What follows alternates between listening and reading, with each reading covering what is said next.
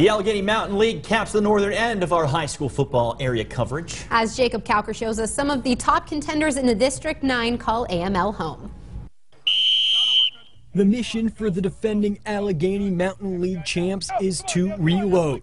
Ridgeway Johnsonburg must replace 17 seniors from last year's squad who won the league crown. We lost a lot of skilled kids. We lost some linemen last year, but again, if our kids keep buying into the system, keep working well, compete and practice week in and week out, you know, anything's possible. Those younger kids are pretty talented, and we have a really good offensive line again this year, so, I mean, we're pretty set. So if the reigning champs are now among the underdogs, then who's the favorite?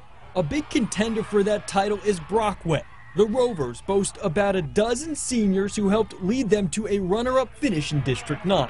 I see just a dominating force up front. We have the horses in the backfield. With the returning starters, we expect to play a little better, even better this year defensively. Yeah, so it goes all across the board. Elk County Catholic surprised a lot of folks in the AML last year, starting 5-0 en route to an 8-3 finish after not winning a single game the year before. The Crusaders' unusual running attack could keep opponents off balance again in 2015. It's a lot different than most offenses, so it kind of gives us a different look and makes defense scouting a lot harder and stuff. So hopefully we can continue with that and do it again this year. Kerwinsville is also coming off a trip to the District 9 playoffs. There's no secret how the Golden Tide will go about their business under veteran head coach Andy Ivanko. You have all those offenses and things, spread people out and things. That's no fun. You have a bunch of them like beat out in the middle. That's our brand of football. That's who we are, and that's who we want to be. In Quad A, Du Bois brings almost the opposite approach. The Beavers' offense is about as up-tempo and spread out as they come, almost like basketball on grass. There will be a new face leading that attack, sophomore Matt Miller. He and the rest of the Beavers are motivated by their playoff loss last year to State College. That's definitely motivated us this offseason. I mean, we look back, we think we should have won that game, so it really motivates us going into the season. We won a playoff game, and we should have won that last year. We won another one. We should have a pretty good defense this year. Just need some players to step up. A lot of young guys coming in, playing linebacker and corner.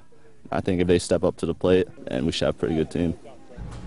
Du Bois opens the year on the road at Mifflin County. At St. Joseph's Catholic Academy, the numbers are up in 2015. The Wolves boast 20 on the roster right now, which has them heading in the right direction when you consider their most recent seasons. Even practice is getting more competitive. Definitely the benefits right off the bat is, you know, we can form a scout team. We can actually, you know, take a good look at offense, defense versus each other, and you know, you just get a lot more done. You know, we're seeing our leadership, our older guys stepping up to a leadership role, bringing these new guys in, so we're kind of right where we want to be right now. St. Joseph's will travel to Halifax High School for a 7 p.m. kickoff on September 4th.